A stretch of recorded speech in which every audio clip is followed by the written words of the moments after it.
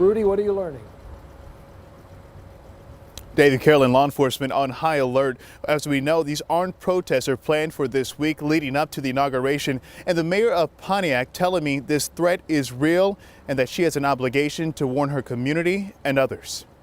Pull them this way. Pull forward. The fear is more bloodshed after last week's deadly siege at the U.S. Capitol.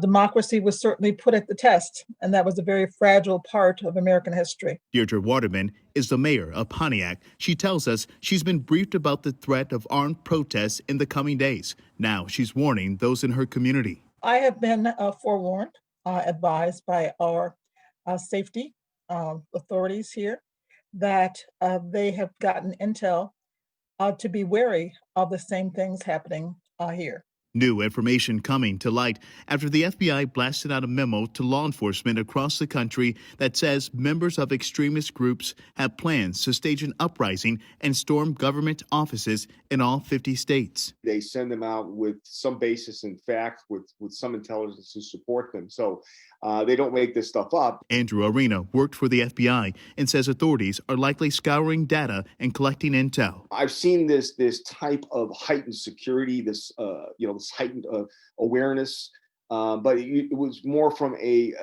international threat, right? Al-Qaeda, the Arabian Peninsula, ISIS, those types of groups. I've never seen anything domestically like this. The FBI also releasing a new statement on Monday that reads in part, "Our focus is not on peaceful protesters, but on those threatening their safety and the safety of other citizens with violence and destruction of property." But as mayor of the city, the safety and welfare of my population is my first responsibility.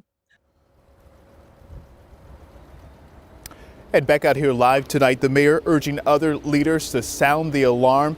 And Carolyn, law enforcement agencies telling people to be vigilant. And of course, if they see something, to say something. Live in Wayne County, I'm Rudy Harper, 7 Action News.